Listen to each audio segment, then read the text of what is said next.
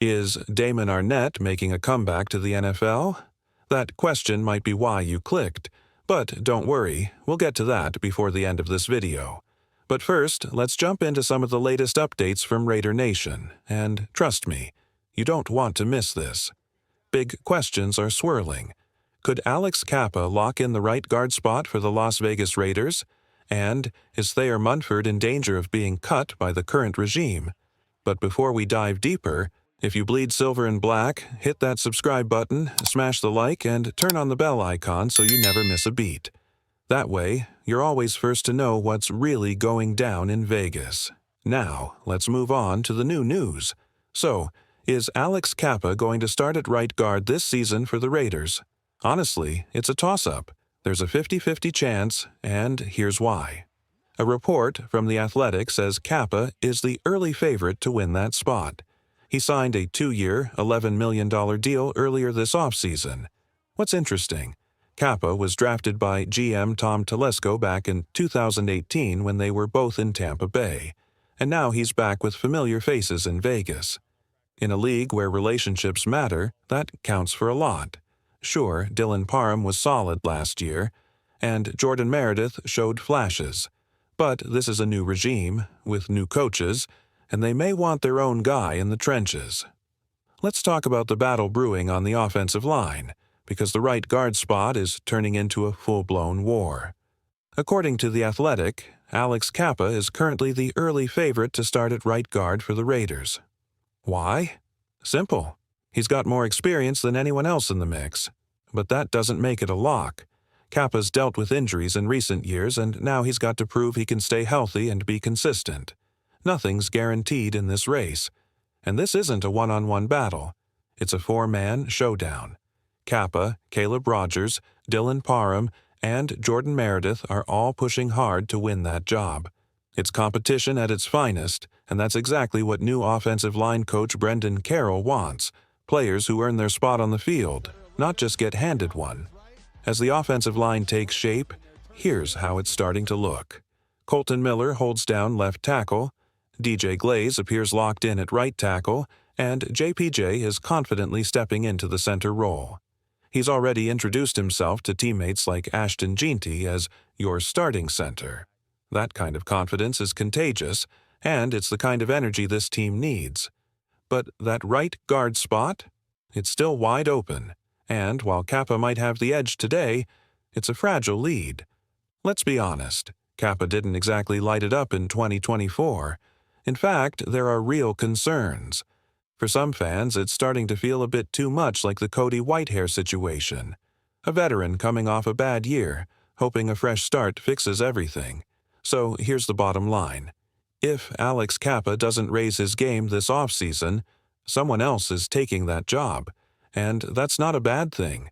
It's a sign that the Raiders are building a roster where nothing is given and everything is earned.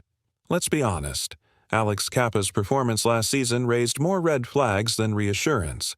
He gave up 8 sacks, the most by any starting offensive lineman in the entire NFL. That's not just a bad stat. That's a liability. His overall PFF grade, 50.5, below average in both pass protection and run blocking. Add to that 36 quarterback hurries, which again topped the league among starting guards, and you've got a serious concern up front.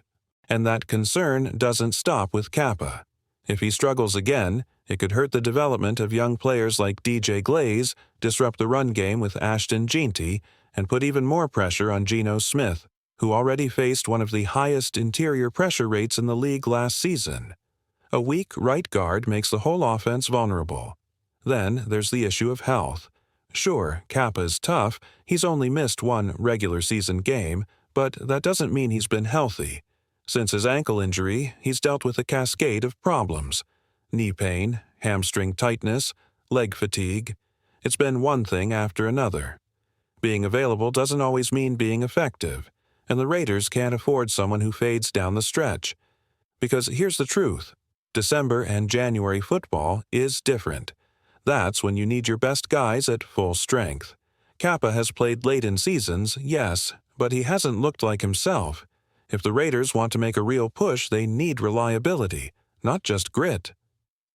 Now, here's what really caught people's attention. Las Vegas signed Kappa early in free agency. 2 years, $11 million. On paper, it's a 1-year, prove-it deal. But the timing said something else. They made him a priority. And the Raiders didn't do that with just anyone this offseason. They moved fast on players they viewed as starters. So, here's the real question for Raider Nation. How confident are you in Alex Kappa heading into this season? Is he a solid starter, or a weak link waiting to break? I'll be honest. If Alex Kappa starts, my confidence level is a 3 out of 10, and that might even be generous. Now, if the plan is to bring him in as a 6th or 7th offensive lineman, a reliable veteran to add depth and competition, then I'm all in. That's an 8 out of 10 move. I'd love that. But if he's being thrown into a starting role, I'm worried. We might be looking at another Cody Whitehair situation. Still, there's a part of me that hopes this works. Maybe a fresh start in Chip Kelly's offense is exactly what Kappa needs. Maybe his struggles in Tampa were more about him being banged up than being washed. He was playing through injuries, trying to earn a new deal. That can take a toll. Now, he's got a 1-year, $5 million contract. It's a prove-it deal. He's hungry. He's on a new team, surrounded by young talent. Guys like DJ Glaze, Jordan Meredith, and Dylan Parham, who's in a contract year himself. Add that all up, and you've got a veteran who could push the young guys to get better. That's a positive. Now let's talk about someone who's kind of become an afterthought. Thayer Munford. I've mentioned him a lot this offseason. Could he get cut? Honestly, yeah, there's a chance. But let me say this. If the Raiders are planning to cut him, they should absolutely try to trade him first. Get something. Anything. Because according to Sports Illustrated, Munford might be the odd man out. And you know what? That doesn't surprise me. It's something I've said before, and now it's starting to pick up steam. Here's the deal with Thayer Munford. He was a 7th-round pick. He's in the final year of his contract, and now he's facing a brand new regime. That's already a tough spot to be in. Add in all the other guys competing for a job, Caleb Rogers, Jordan Meredith, Dylan Parham, Alex Kappa, and DJ Glaze, and you start to see why Munford might be the odd man out. It's not just about Munford, though. Dalton Wagner is also in the mix. He's an undrafted free agent, and he and Munford actually hang out together a lot. Same circles, same crew. You'll see them at hockey games and team events. These offensive linemen are close, but friendships don't secure roster spots. The truth is, Munford wasn't good last season. Let's call it what it was. He struggled, and moving on from him, while it doesn't save a ton of money, it does open up a spot to maybe sign another veteran. Plus, the Raiders drafted 2 offensive linemen this year. That says a lot. Honestly, it's a big credit to DJ Glaze. When the Raiders picked Glaze, I think the plan was clear. Let him battle Munford, and may the best man win. They were hoping one of them would step up and become a potential starting right tackle who could also slide over to guard. So far, Glaze looks like that guy. Munford just hasn't kept up. Now, if the Raiders decide to keep 9 offensive linemen, Munford might sneak onto the roster. But if they only keep 8, I don't see how he makes it. Coming up next, Damon Arnette. Yeah, that Damon Arnette. What year is it? Why are we talking about him again? And could he really be making an NFL comeback? One insider has a surprising update, and we're diving into that story next.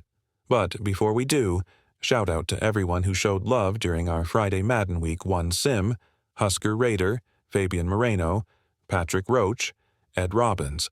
You showed up, you brought the energy, and the nation appreciates you. Quick update on our May Bang race. Fabian Moreno, aka Night Devil, is way out in front right now. Dude's on fire, and if you're out in Tucson, check out Desert Shark Tucson for some amazing poke bowls. I've been meaning to try it myself. Fabian, you're a legend. Thank you for the support this month. Now, let's talk Damon Arnette. Shout out to Chugs for digging up a recent picture. Arnette definitely looks different these days. Here's what he said recently about trying to make an NFL comeback. With coaches, I feel like I've shown a complete turnaround. They've seen the change. I've said a lot in the past, but now it's about what I put on film. That's me. After being out for 3 years, I'm a dog on the field. But more importantly, I found professionalism and a calm state of mind. I feel like I'm the best version of myself now. So here's my question to you. Do you believe him? Can Arnette really make an NFL comeback? Yes, he was a first-round pick back in 2020. And we all know, if you're good enough, the NFL usually gives you another shot. But would you take that chance? Here's my take. Sure, some team might be crazy enough to sign him. But would I bet money on it? No way. You're not just signing a football player, you're taking on a project. A guy who's had some serious off-field issues. It's like you have to babysit him. That's a big ask, especially when he's turning 29 this September. Yeah, he's been playing decently in the UFFL. 18 tackles, a sack, a pick six, but that's not the NFL. The competition level is night and day. And he hasn't played an NFL snap since 2022, when he was briefly with the Kansas City Chiefs. I get it, he's a former Ohio State standout. But honestly, we had him graded as more of a third or fourth round talent back then, not a first. So, again, what do you think? Will Damon Arnette return to the NFL? Drop a yes or no in the comments. I'll be watching. If you ask me which team might take a flyer on Damon Arnette, I think a lot of people would say the Kansas City Chiefs. Why? Because they seem to be the team that gives guys second chances, and sometimes it works out. But let's not forget, they already tried with Arnette, and it was a complete disaster. He wasn't just cut because of poor performance. He was cut because of his behavior. Look, I'm all for giving people second chances. But how many chances are we talking about here? This isn't a second chance. This isn't even a third. Honestly, we might be on chance number 5 or 6, and the problem is, most fans don't even know the full story of everything Arnette's been involved in outside of football. I'll be real with you, I don't think he's a good human being, and I don't think that's unfair to say. If you're going to quote him saying, "I've turned my life around," we've heard that before. In 2023, Arnette said this, "If I'm blessed enough to get another chance in the NFL, I'm going to kill that. I've learned a lot. I'm remorseful. I appreciate and respect another opportunity. I'm a better man than I was." Sounds almost identical to what he just said again in 2025. But what happened in between? In 2024, he was arrested for meth possession and carrying a firearm. This is the definition of the boy who cried wolf. At some point, the words just don't matter anymore. And yeah, I get it. He's probably trying to get back into the league. Probably wants to do better, and part of me respects that. But my job is to talk football, to talk Raiders, and from that perspective, any NFL team signing Damon Arnette right now would be insane. I just don't see a franchise being desperate enough to take that risk. Maybe I'm wrong, and if I am, I'll eat the L later. But one thing I do hope, please, please, let it not be the Las Vegas Raiders who give him that shot. They've already been burned once. They don't need to be the team that tries again.